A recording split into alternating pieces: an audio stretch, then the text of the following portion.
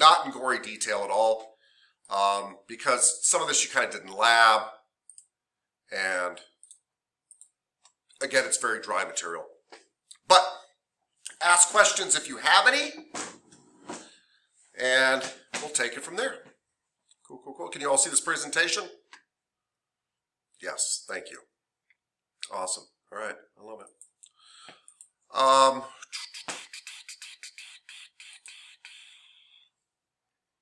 So, body mechanics. So, the concept is that you want to be able to do massage for a long period of time, right? And you want to be powerful about it, and you want to conserve your energy. Because massage is not easy. There's just no doubt about it. I do think, by the way, massage is very low stress. So if you wanted a happier environment where people, it's the only job I know where every single person that comes to see you is happy to see you. Usually massage therapists are people's favorite person. Some of the people that come see you will like you more than they like anybody else in their life. And I mean anybody. And I don't know if that's sad or bad, but it's good for you. Oh, sorry, Miss Suriel, you still have your hand up. Did you have a question or did you just leave it up? No, just, okay, cool. Anyway, so it's low stress, but it's still hard physical labor. And the idea behind body mechanics is that if you have a really good solid stance and you're working from your core, that you will last longer. So that said, I kind of want to give you the Tapscott twist on this. So, I totally believe that getting into a deep stance in your massage and working from here is the right way to do massage. And this whole concept is that I'm not really pushing with my arms, I'm actually pushing with my body. This is the whole concept of every stance, right? And they'll tell you their horse stances and bow and arrow stances and blah, blah, blah. I really don't care. But the fact is, if you try to push with your arms, that is actually very difficult. Anybody in martial arts will tell you this. They don't really punch with their shoulders. They punch with their core, right? Their whole body goes into it. It's not the arms. Anyway, so we really believe in that in massage. And one of the other things we really believe in massage is getting behind your moves or over your moves. So if I'm stroking forward, I get back here and I'm behind my move. If I'm down on somebody, I'm over my move. That's the whole concept. But what I want to throw in here is something I don't think they tell you in body mechanics.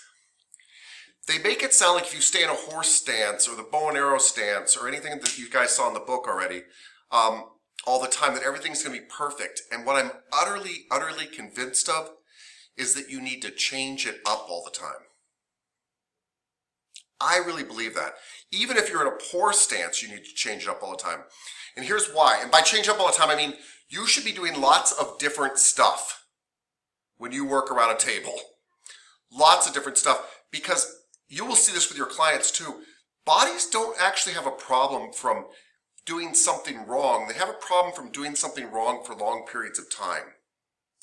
And you could be in the most perfect stance ever. If you do that for a long period of time, it becomes something wrong.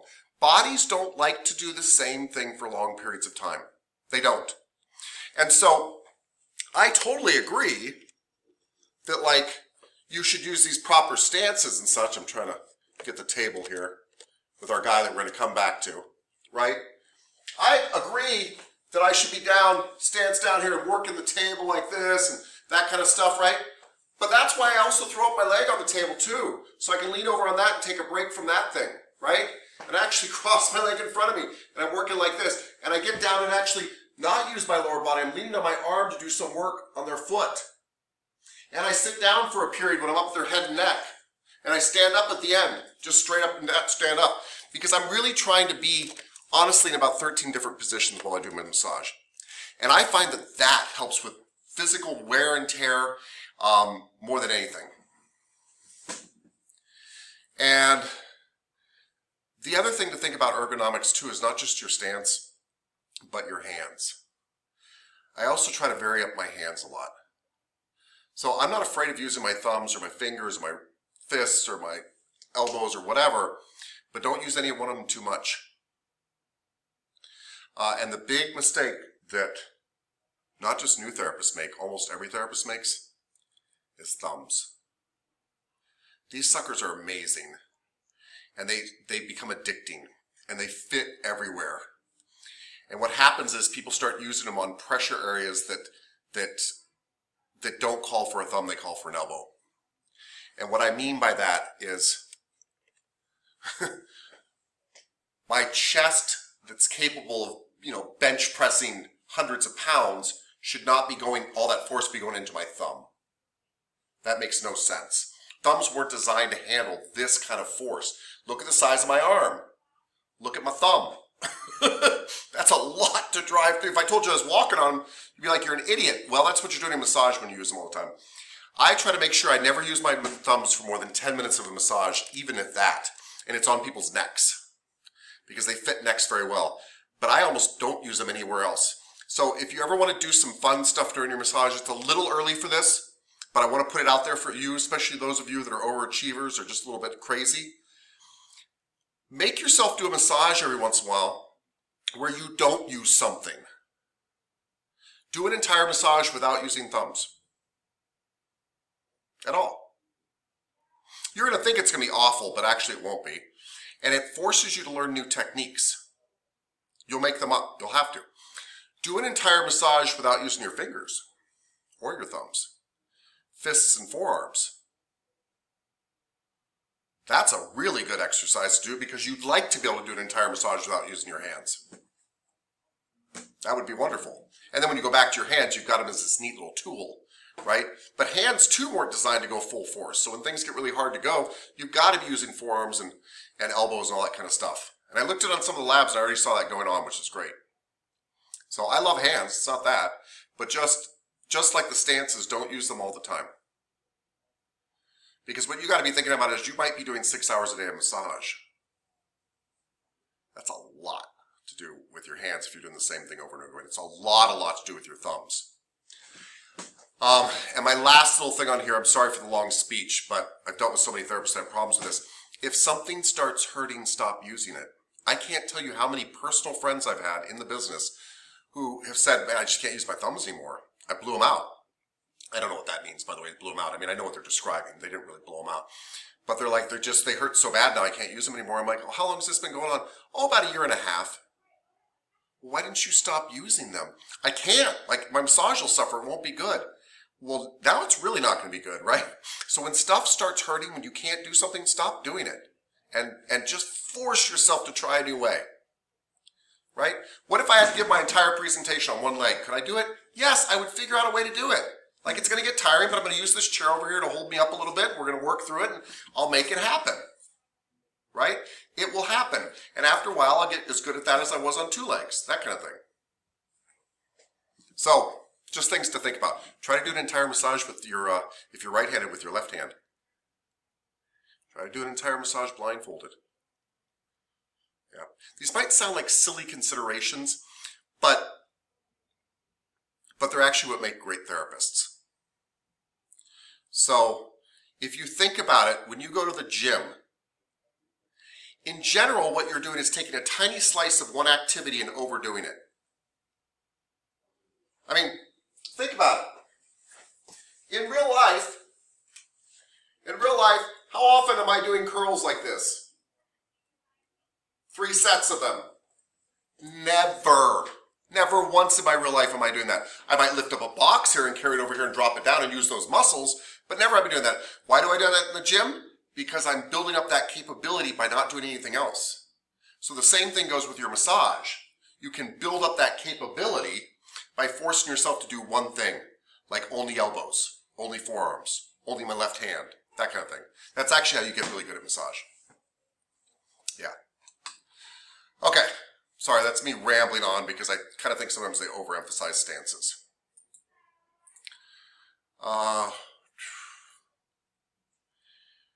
So, I know I'm kind of preaching the choir here, but it's something I even pay attention to with my teaching.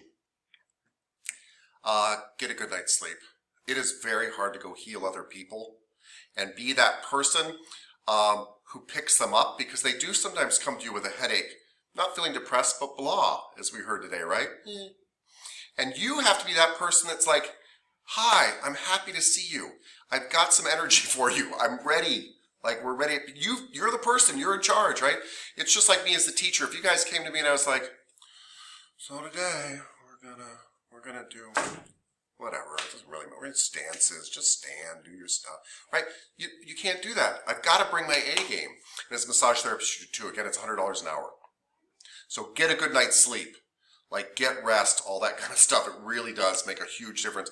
People really don't like kind of tired massage therapists. They just don't like it. It makes them feel guilty, for one thing. They feel like you're tired, and now they're asking you to work, and they don't like it. They can't relax. So you're kind of holding positive energy for them, or a positive emotional atmosphere, or positive, whatever we're going to call it. And, sorry, I occasionally read the side comments, and I'm not good at multitasking. Anyway, get a good night's sleep.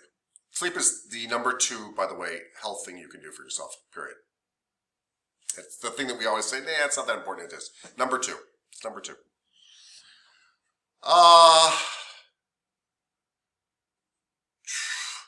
I love some of these suggestions. Your book says to reduce massage-related injuries, make sure you have sufficient time between massages. I underline that because I think they're going to ask you that in a test. I really do. I underline it because I disagree with it. So, so here's why. Your time between massages doesn't really do a lot for you. It's 15 minutes. It's not like major healing happens in your body during the 15 minutes between your massages. What matters, though, is how many days a week you do and how many massages you do a day over time. So you can do 10 massages in a day, you'll be exhausted, but that's fine. But you might actually have a hard time doing 5 a day, 6 days a week. It builds up. It builds up. And so most massage therapists really need to watch their overall volume. It doesn't matter if they're doing 2-hour massages and they've got no time in between, things like that. What matters more, to be very honest with you, is their overall volume over time. And you will find out what yours is. And it will get bigger to some extent because you'll build up endurance. But for some of you, 20 to 30 hours a week is going to be somewhere in there, is probably going to be, for most of you, your max. And you can, by the way, get away with doing more than that for about a month, but then after a while you start to ache and hurt and things like that. And most injuries we see in massage are what we call overuse injuries. By the way, most injuries we see in life are overuse injuries. Overuse injuries don't come all at once. People think they do. They go, I just bent over and threw out my back. Yeah, but your back, you've been bothering it for 40 years doing this thing that was wrong. That's an overuse injury. It just finally went off. And that's the same thing with massage. So, just things to think about. Oh, sorry. I talked about this yesterday, by the way. Massage table. Lower equals harder. Higher equals lighter. If I'm actually trying to make my massage lighter, I raise the table. If I'm trying to save my back, I raise the table.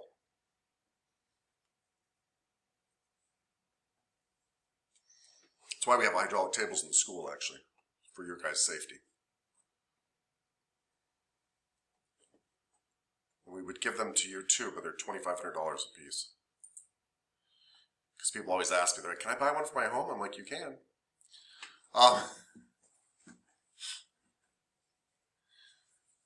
So, on your foot stance, by the way, you're supposed to stand on your entire foot, but I actually have this slide up for another reason, because later we're going to discuss structural massage, and structural massage is like, how do you stand?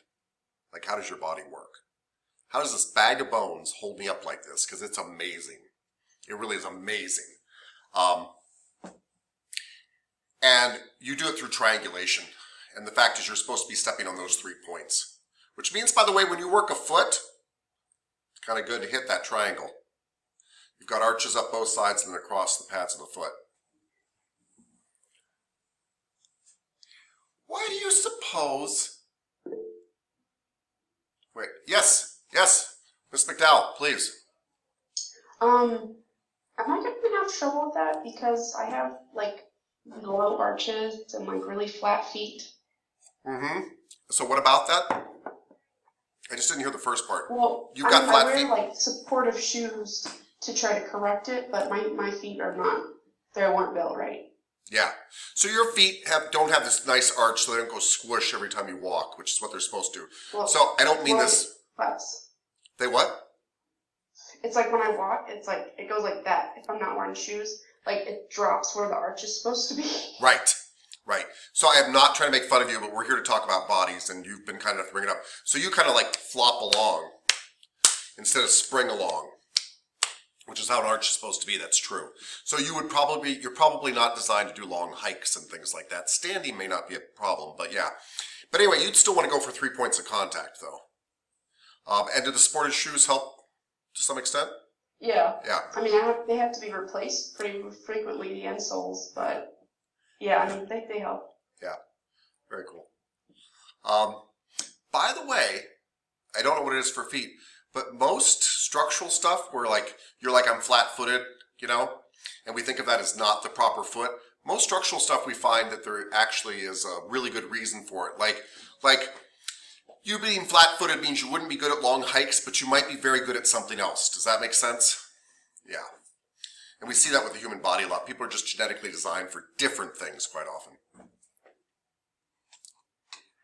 Cool.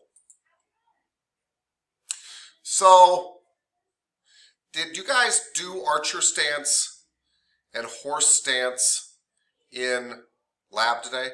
You weren't supposed to necessarily. That's why I'm asking. No, some of you didn't. Yeah. It wasn't on the agenda. But it's super simple. Super simple. Super simple if you can see me, it is. Let's see. Horse stance. The whole point is your feet are parallel and you're riding a horse, right? And the idea is that you are dropping down in your legs. Instead of bending over, I'm using my legs to come up and down, right? This is horse stance. Archer stance is just taking one foot out. And we use this a lot when we're doing these kind of movements back and forth. Horse stance we usually use when we're at the side of a table.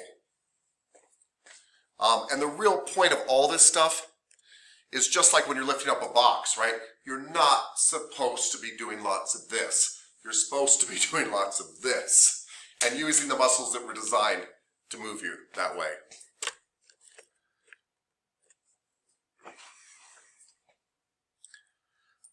But again, I think it's okay to bend over like I just showed us, as long as that's not your entire routine. All right. Good. Oh, sorry. Good picture of archer stance. What I care about more than the stance, believe it or not, is that she's behind her hands so she can push out in front of her.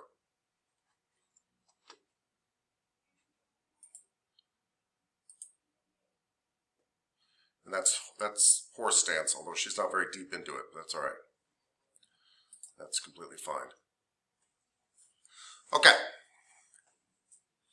So in this chapter, they talk about core stability. And that means actually operating from your core. And it's something we'd like you to think about when you're doing massage. We'd actually like you to think about, most of us kind of manipulate the world with our arms, right? But we want you to think about moving from your core, where it's my core that's moving stuff, not my arms. And so if you do a massage and you think about your core, is my core going with my strokes, right? As opposed to my arm doing my strokes. I really like my core to do my strokes. So am I carrying my core with me? And this is something we look for in clients, and we look for in ourselves. Start to kind of look at your own body. See how you carry your core around. You'd love your core to be kind of lined up right over here over your center and carry it with you. But we don't all do that, including myself. Some of us work desk jobs and we actually kind of carry our core behind us, right? Some of us may like food too much and have a little bit of a belly. I'm not going to point anybody out. And we actually may pull our core back to keep it over our center. I'm exaggerating, obviously, right? But walk a little bit like this to offset that core weight. So we will care about core a lot more, not just in massage, but in helping other people when we get into structural massage, which is amazing. And which will be the vast majority of this class. And your core is essentially your hips and your spine. Your core is essentially your hips and your spine. Your core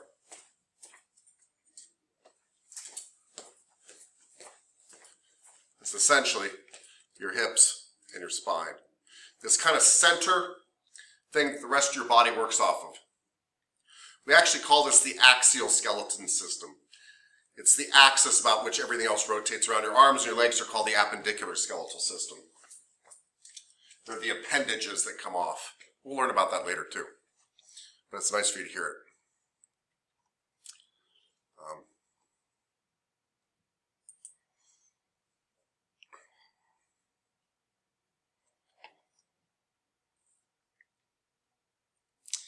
In structural massage, I'm relating this to structural massage, so it's going to matter later. In structural massage, we care about center of gravity. And so that's why I was kind of talking to you about when somebody's walking like this, they're not in their center of gravity. Their center of gravity is down here, and they're not over it. And so we're often looking at clients and trying to get them back into their center of gravity. And let me give you a really small example here that later in the course we will go into gory detail on. But if I'm bent over like this, I might come to you and say, my neck hurts. And you need to rub it, by the way. If somebody comes to you and says their neck hurts, even if that's not the problem, you need to rub it because their neck hurts, and you will make it feel better. But the problem is, the neck is a symptom of me being bent over because my head's out here. This is much harder. Your head weighs 8 to 10 pounds. About this weight right here. I can hold this weight through the whole lecture like this. Out like this, it's going to get really tiring really soon, especially after an hour or so, right? You'll see my arm shake, and right? And that's what happens when somebody's head's forward and they come to you and they say, my neck hurts. Well, your neck does hurt. It's holding up this weight out here instead of this weight up here. And you need to work their neck, but what you really want to do is find out why are they bent over and try to fix that. That's what we care about, center of gravity. They define force as pushing or pulling. You will do lots of pushing and pulling in massage. I don't think it's super important, but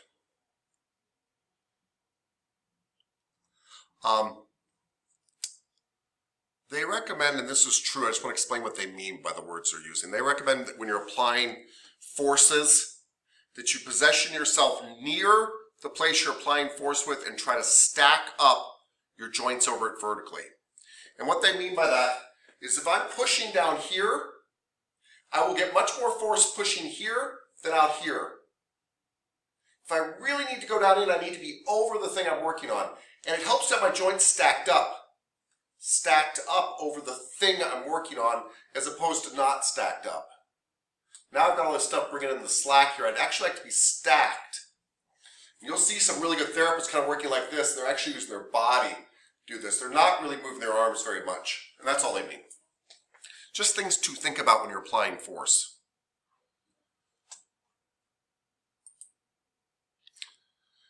This gentleman's giving a pretty good example. So in the farthest picture on the right, in C, he's applying his maximum force because he is over the thing where he's pushing. The further he gets out in front of him, that's fine, but it's not a very good way to give a really deep massage. And there, by the way, you're not always giving a deep massage, so it's fine. But if you get to a spot you really have to apply pressure, he's keeping his body stacked up and he's getting right over it.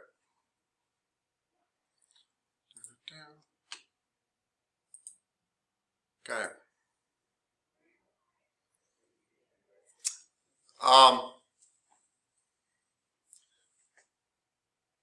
Why do we put clients on massage tables? Like, why do we use massage tables at all?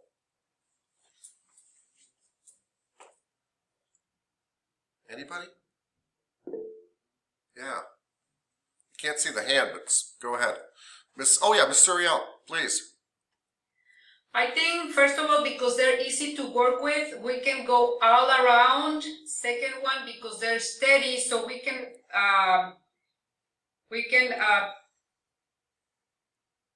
massage the person and apply some forces, and it will not fail. In a bed will be just totally hard. Yeah, actually it is. If you ever tried to like rub a loved one in a bed or something like that, it's actually very hard. You can't get a proper stance. Yeah, the idea of a table or a massage chair, anything is you're supposed to be trying to get them in a comfortable position while you have maximum body posture. And massage tables are fairly good at that. That's why we do it. Later you guys will learn about sideline position. We talked about prone and supine, right? We'll also learn about having a client lay on their side, because there are times we want them to lay on their side as well. Yes. Hey, when I'm laying face down, what do we call that? Prone. Prone, that is correct. And when I'm laying face up, what do we call that? Supine. Supine. Supine on the spine. Good. Cool. How are my hands right now? Supine. Supine, yep. And how are they now? Prone. Thank you. Later, by the way, stuff like that is important because we're going to learn how I actually turn my hands over. It's a movement thing.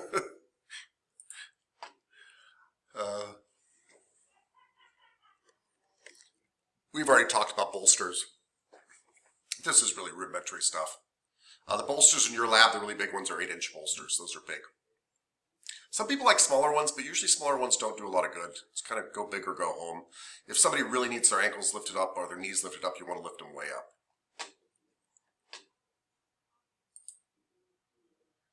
We've already talked about prone, which is lying face down. Hey, do you guys see the towel under this lady's arm? The rolled up towel? I've got a towel here, but I need another one.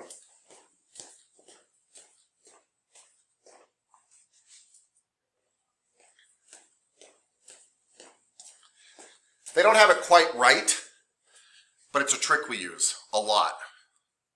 So, if you have a client who is well endowed in this area, and not just a client who's well endowed in this area, by the way, it's usually a woman, but you can also have a man who's got enough belly here that he doesn't quite lay flat. Putting a towel right here helps hold their shoulder up without compressing their chest. It's just a trick, and we'll put it on both sides, by the way. I've just grabbed one. Just want to show you. Just a side thing. Just trying to make people comfortable.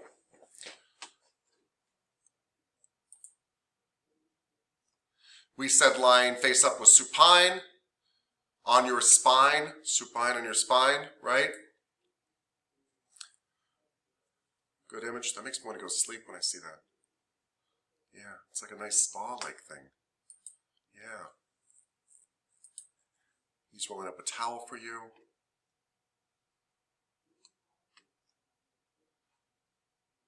Oh, semi-reclining position. So you guys probably won't use this. We use it in pregnancy massage sometimes, but that's where you have somebody who is literally has stuff propped underneath their back, so they're lying up. We use it with clients that are pregnant, believe it or not, and we will talk about pregnancy massage later. The reason we do it, just so you know, is almost always for pregnant clients, although you can have somebody with breathing problems that needs to sit partially up on the table.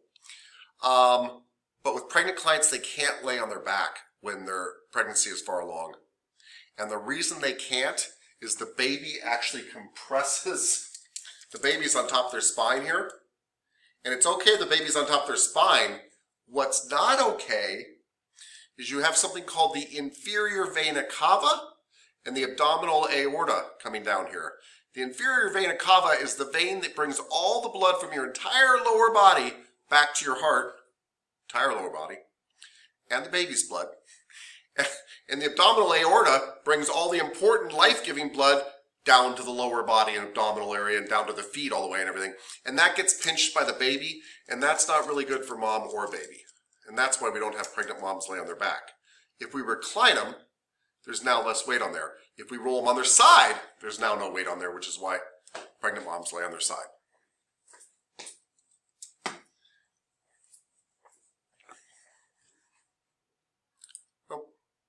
And there's a reclining thing. You can get tables like this, by the way, too. Like, you can get pillows to do this, but you can also get tables, portable tables even, that will semi-recline. I don't think you need to, but I'm just saying. If you're feeling like you have to have all the latest gadgets, then go for it. Sideline position. So this is kind of interesting.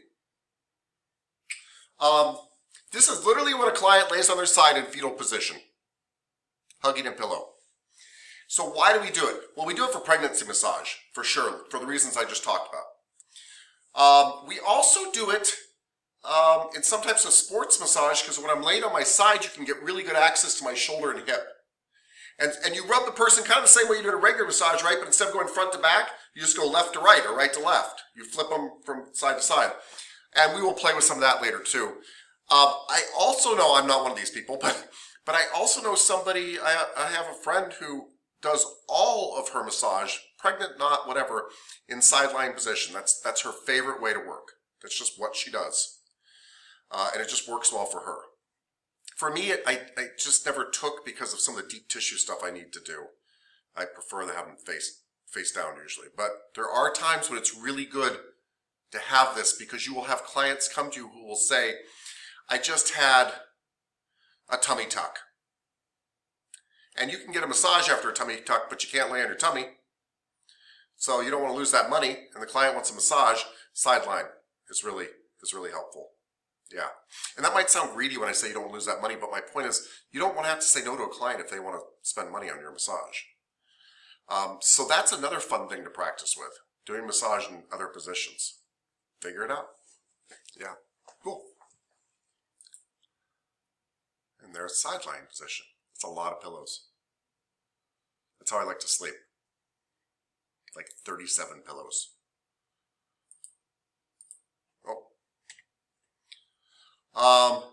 And then there's seated position.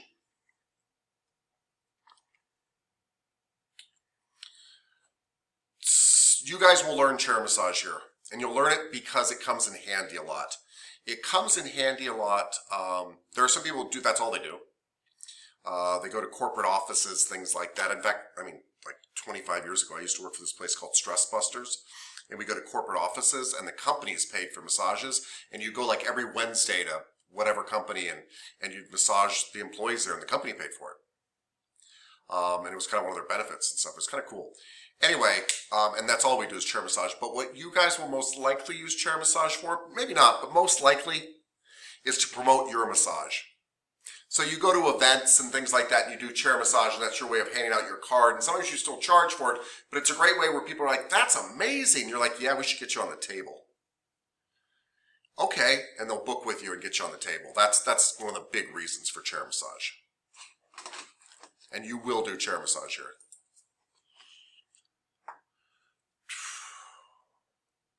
So why do we drape? Draping. Why do we drape? Somebody. I'm tired of hearing myself talk. Somebody, save me.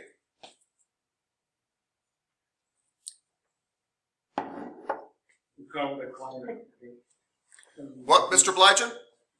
To cover the client body and to reduce exposure.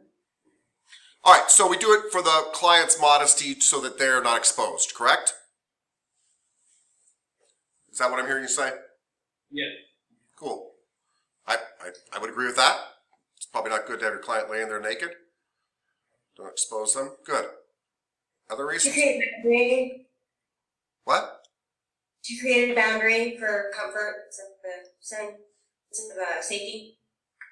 Yeah, can you elaborate on that? I love what you're saying. I want to understand what you mean by create a boundary. Boundary between you and I, it's almost like an invisible kind of, it just creates a safety, like a child would have a safety blanket, something that makes you feel safe and just comfortable. So it gives the client a safety blanket or an illusion that creates a boundary for the client that makes them feel extra safe. So not just modesty, but security. Is that what you, yeah, I love that. Really, Yes. really insightful. Thank you. Thank you. Anything else? Can keep the body warm while the other parts are being worked on. Yeah, they get cold. There's some real practical stuff, yeah. Other stuff? to give us as much access to the body as possible. Oh, good point, Mr. Placencia. Thank you. So you're not just talking about like, why do we drape, but you're also like, why don't we wear clothes and why do we have to drape? Because we want as much access to the body as possible. He makes a really good point that I didn't even think about, which is like, we want you naked. We want to get as much access to your body as possible, but we want you warm, respected, all that kind of stuff. Thank you. Good point. Yeah. Yeah. I love that. Does it do anything for the therapist? It protects the therapist from, I guess, like allegations. So if someone were to Sure. say, oh, they had me naked, but I didn't want to be naked, or they had like certain parts of me exposed, and that can also lead into like a cultural thing. Mm-hmm. Some cultures find it offensive to be naked, religious as well. Mm-hmm. Absolutely. Well said. What happens if somebody accuses you of not? What do you suppose happens if you ever get accused of that? They're License. Well, maybe. Yes. What, sir? Mr. Blygen? Oh, I was saying that they'll report you to the board and you can lose your license. You could, yeah. But what if they're lying? Well, I actually was on the board website and I was able to see like cases where clients had reported certain therapists. Yeah. And I think even if it was just an allegation, it still has to be like reported, I think. Yeah. Like on your file or with the board. Yeah.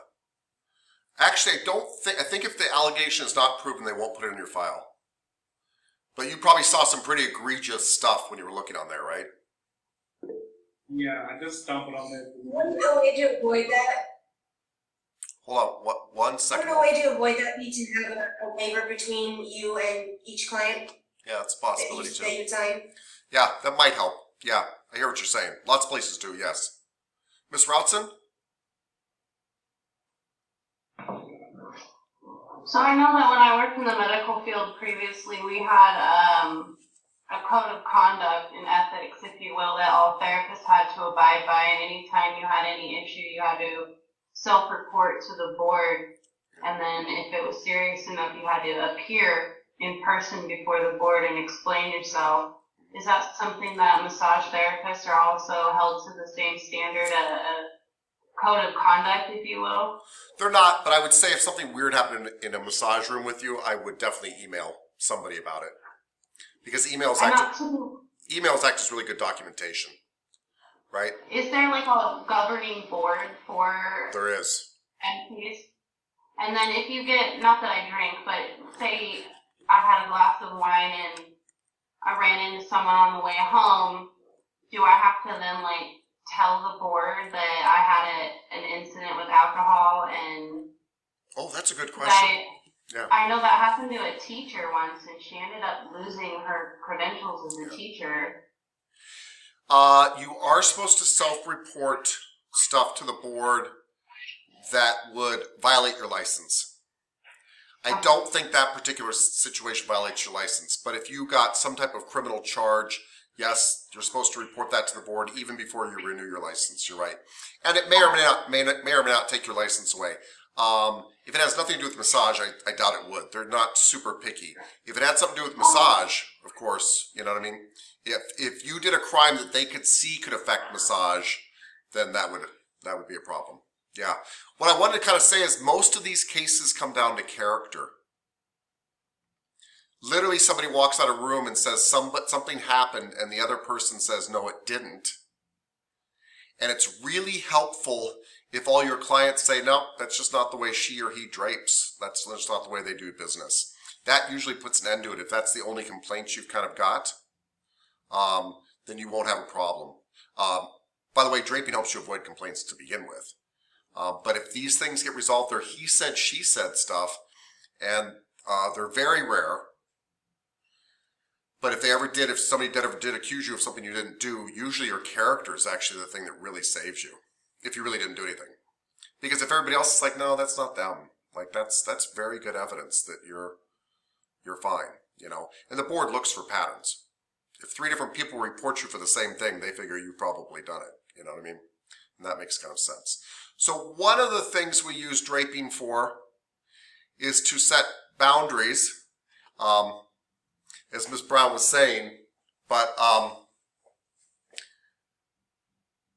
to set boundaries for us. So I've had clients say things like, this is rare, but it does happen, I don't really want to use the sheet. I'm kind of warm. Now, I'm not sure where they're going with that, but probably not someplace good.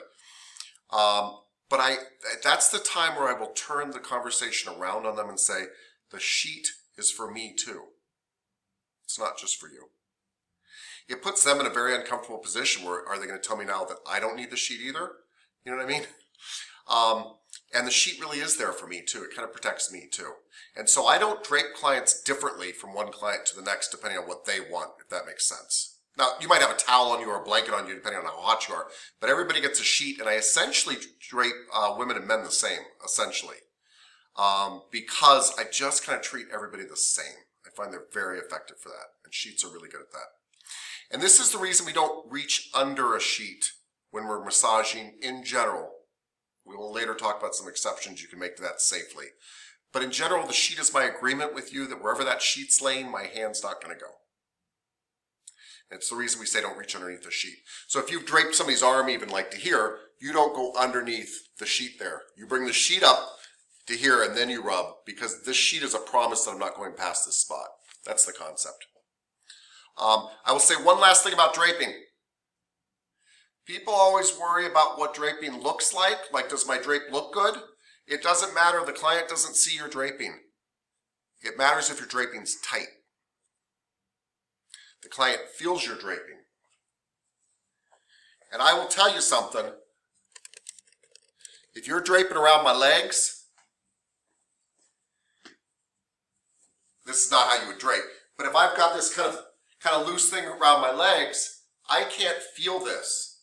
I don't know where this sheet is. I don't know where it's stopping, right? I can't feel the sheet. So it could look all beautiful here, but this is just sitting here. I don't know where the sheet is. I'm a big believer that everything you do is tight. This feels very comforting to me.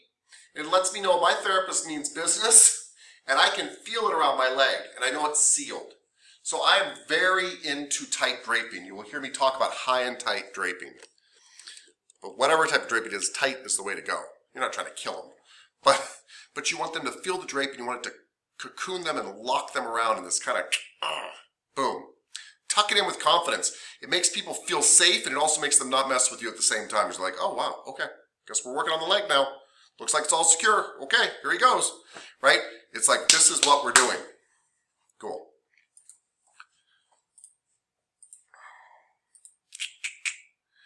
You guys will work on turning over in lab. That's always fun. Sideline, good. Good. You guys will do towel draping too. We'll eventually get to that. We use towel draping, by the way, to get to people's abdomens. And we do massage stomachs to it sometimes. And some people love it and some people hate it. And I guarantee you this, there is somebody in the class right now who's like, I am going to hate having my stomach rubbed. And I guarantee you there's somebody that says that and they will love it. Because every time I have a class, there's somebody that becomes their favorite thing. And they're like, I never would have thought I'd like to have my stomach rubbed. It's so weird. Yes. Ms. Routson, do you still have your hand up? Or do you have a question? No, okay. Mr. Blygen? I have a question. Yeah. I asked a question earlier in class today. The way that we were flipping over the client, I felt like if the client had flipped over the same way, but my partner was male, and so like I feel like if they flipped over the same way they were female, that there would be like some exposure. Yeah. At least within class.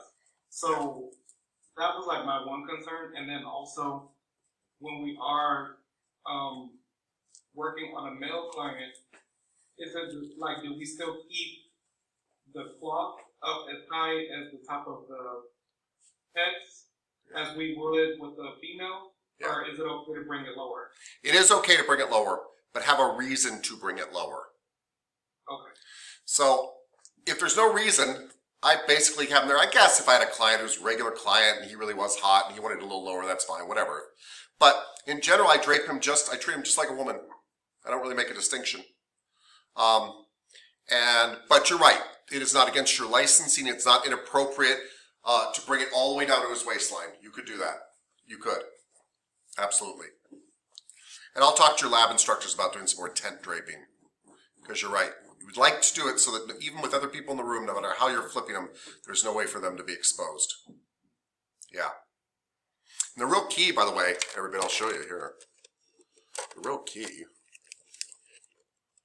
to tent draping. The real key, come here, buddy. Move over here for now. When you're flipping a client, people always tell them which way to turn. They don't understand that. Turning to your right or left doesn't really mean anything when you're laying face down. So the key is this side over here, here where I'm standing, I lean in. I am leaning on that thing. My legs are holding that into the table. This can't come up over here. And then I'm tenting over here. So whichever way they roll, it doesn't matter.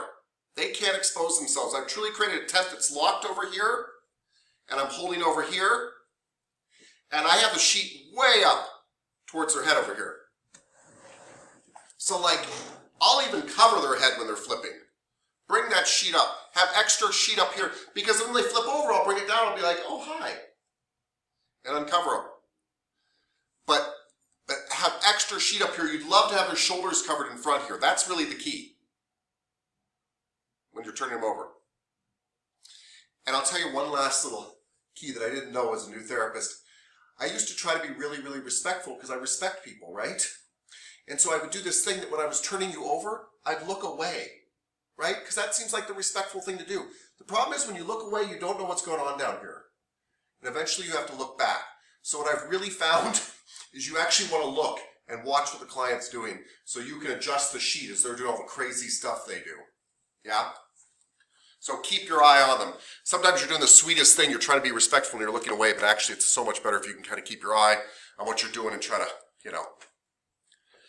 And I always tell them turn over very slowly because they do crazy stuff. They flip over. I had a guy flip over once so hard he flipped himself off the table. Yeah. Yeah, and you're laughing, Miss McDowell, and that's what he did, thank God, because I honestly thought I'm going to get sued. He landed on the floor. I don't know how he didn't hurt himself. The floor was solid. He went boom, boom, and he laughed naked. Naked as the day is born. And he laughed and laughed and laughed. And I just went over there and was like, I'm so sorry. He's like, oh my God. And that's when I actually started draping differently so that I could kind of catch them if they flip over. And that's when I started saying, please turn over very slowly. I don't care which way, just turn over very slowly. Yeah, good times. Never forget that. Okay.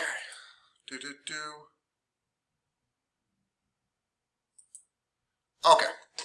Let's stop right there.